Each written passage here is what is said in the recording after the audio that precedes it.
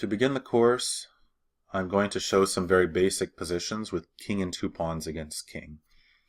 I considered the king and 1 pawn against king to be a little too simple for this course, which those positions are just a matter of simple counting or determining whether you have the opposition, and we should all know those already. King and 2 pawns against king are also very simple positions, but there are a few that still have some interesting features to them, and so I decided to show them, especially because they show some useful principles for that can be applied to more complex endings. So first of all, when the 2 pawns are disconnected, when they can defend each other, when they can avoid being captured in the absence of your king. So here, 2 pawns one file apart, and the white king is far away. This position is from a composition by the ancient composer Algair, 1795. Black king is amidst the white pawns, but the pawns, as it turns out, can protect each other when they're 1 file apart. So here black's threatening to take on c3, but white simply plays a4. And now king takes c3, allows a5, and the white pawn queens. So black can't take the pawn on c3 and has to just retreat the king. Now it's not time to advance the pawns, and in fact the pawns can't advance on their own at this point. If a5, this would be a big mistake because king b5 and black takes the pawn on a5 with a draw. However, white instead just brings the king up. And now black moves king b6 and threatens king a5, which would win white's a pawn. So white can play c4. And once again, now the pawns have moved up one rank. The black king has not managed to capture any of them, and white keeps both pawns. So now king a5. If king c5, just as before, a5 would be the response. If king a5, black threatens to take the pawn on a4, so white can once again protect both pawns by advancing the other one, king c5. You might notice that the white king is already close enough to protect as well. King f4 would also, however, allow king b4. So this is an interesting point.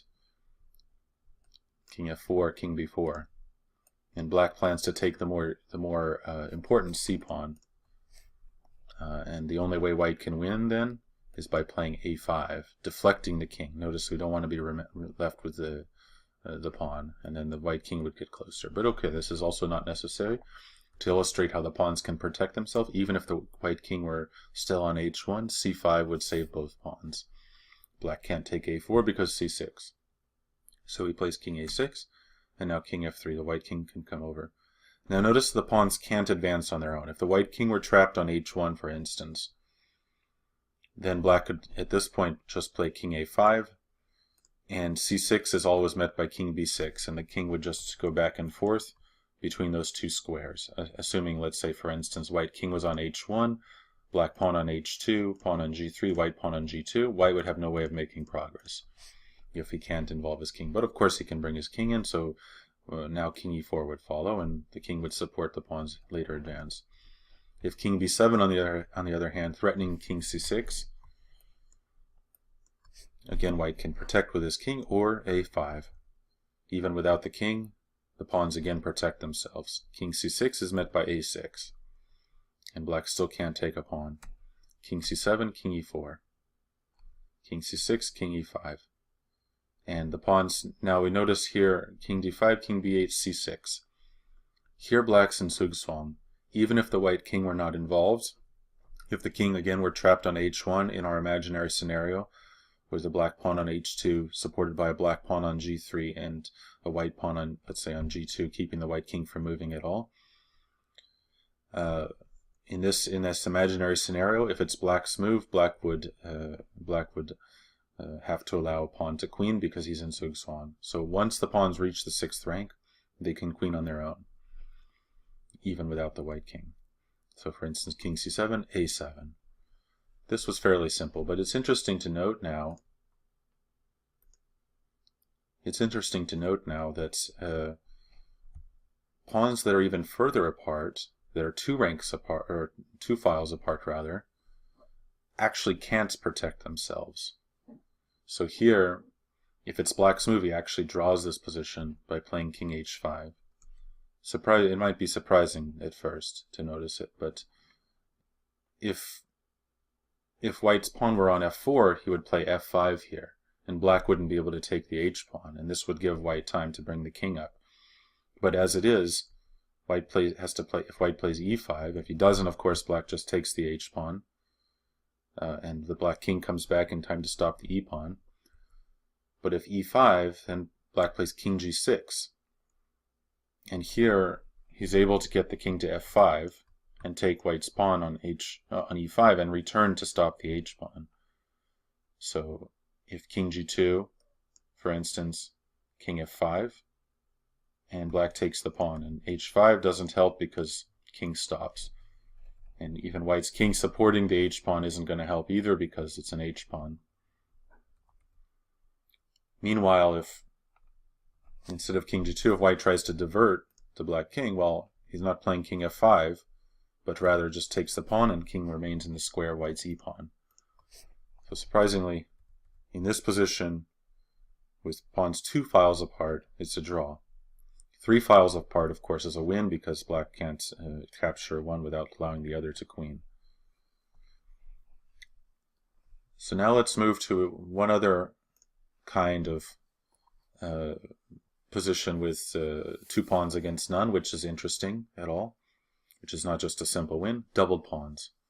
In general, doubled pawns allow the side to win as if it were king and pawn versus king, even in drawn positions, due to the fact that the backward pawn can be used to lose a move as a spare tempo. However, if the pawns are far advanced, then it would be a draw. So we'll see that in a moment. So here is one of the more interesting, let's say, of this kind of position, which illustrates the concept. First of all, we have to start with a triangulation, which is a very important concept of king and pawn endings, which we're going to learn about later. King d4. White has to waste a move, waiting for the black king to occupy b6. If king c4 immediately, then king b6, and white loses the front b pawn, and the game is a draw. So first white has to play king d4, intending king c5, and after king b6, only now king c4. Black has to retreat, and now king c5. King c7, b6, king b7, king b5. Of course, without this pawn on b4, the game is a draw. Well known, black plays king b8, which is what he does here. But with the pawn on b4, the game is a win because b5. And white's able to lose a tempo after king c7, king a7, and white queens the pawn. If we imagine this position with white's pawn, in this position we imagine it's black's move. Sorry, if it's white's move rather, in this position, then it's a draw, of course. b6, the stalemate is king b6. So once the white pawns are too far up, if they're already reaching the 6th and 5th rank, in a position that's not normally winning with king and one pawn against the king, then the game would also be a draw. But when one of the pawns, the backward pawn that is further back, then it can be used for the spare tempo. Finally, we'll see another position with doubled pawns.